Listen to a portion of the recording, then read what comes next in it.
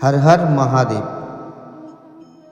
কি কারণে অর্ধনারীশ্বরের রূপে দেখা দেন মহাদেব?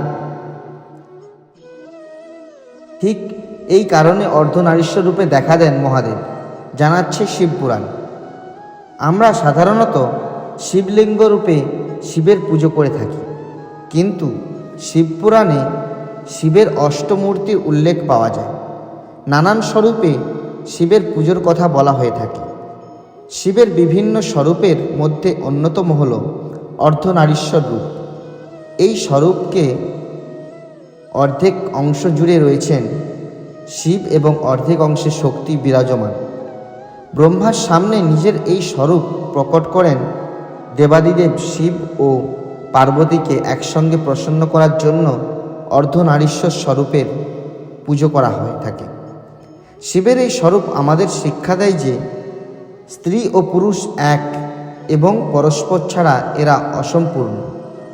তবে কেন ব্রহ্মার সামনে অর্ধনারীশ্বর রূপ ধারণ করেন শিব?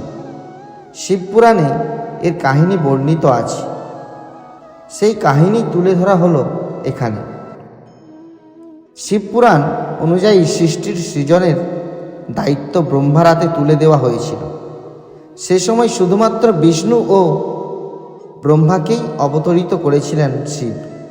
তখনও কোনো নারীর উৎপত্তি হয়নি। এরপর ব্রহ্মা সৃষ্টির রচনা শুরু করেন। তিনি বুঝতে পারেন যে তার সমস্ত সৃজন জীবন শেষ হওয়ার সঙ্গে সঙ্গেই নষ্ট হয়ে যাবে এবং প্রতিবার তাকে নতুন করে সংসার রচনা করতে হবে। এমন হলে সৃষ্টির বৃদ্ধি কিভাবে সম্ভব, তা নিয়ে ব্রহ্মা চিন্তিত থাকেন। তখনই আকাশবাণী হয় যে তিনি যেন মৈথুনী অর্থাৎ প্রজনন সৃষ্টির নির্মাণ করেন। এর ফলে সংসারকে ভালোভাবে চালনা করা যাবে। এবার ব্রহ্মার মনে অপর চিন্তা জাগে। তিনি কিভাবে মৈথুনী সৃষ্টি নির্মাণ করবেন তা নিয়ে চিন্তিত হয়ে পড়েন। চিন্তা ভাবনা করে শিবের কাছে পৌঁছান ব্রহ্মা। তপস্যা করে শিবকে প্রসন্ন করেন তিনি। ব্রহ্মার তপস্যায় প্রসন্ন হয়ে শিব অর্ধনারীশ্বর রূপ ধারণ করে। শিব যখন এই স্বরূপে দর্শন দেন তখন তার শরীরের অর্ধেক অংশে সাক্ষাৎ শিব ছিলেন এবং অপর অর্ধেক অংশে স্ত্রীরূপী শিবা অর্থাৎ শক্তি বিদ্যমান ছিলেন। নিজের অর্ধনারীশ্বর স্বরূপের মাধ্যমে ব্রহ্মাকে প্রজননশীল প্রাণীর সৃজনের অনুপ্রেরণা দেন মহাদেব। তিনি ব্রহ্মাকে বলেন যে আমার এই অর্ধনারীশ্বর স্বরূপের যে অর্ধেক অংশে শিবের বাস সেটি পুরুষ ও যে অংশে শক্তির বাস সেটি স্ত্রী।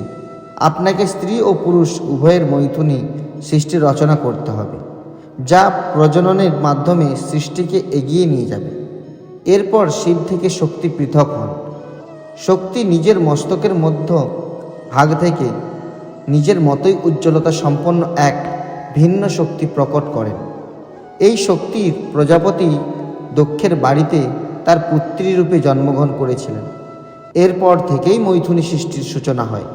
এই মৈথুনী ক্রিয়া বা প্রজনন ক্রিয়ার কারণে জীবনের উৎপত্তি ঘটছে ও বিশ্বব্রহ্মাণ্ড ক্রমশ বিস্তৃত লাভ করতে পারছে। ধন্যবাদ। আশা করি কথাগুলি আপনাদের শুনে অবশ্যই ভালো লাগবে। আপনারা এই চ্যানেলটি লাইক, শেয়ার অ্যান্ড সাবস্ক্রাইব করতে ভুলবেন না।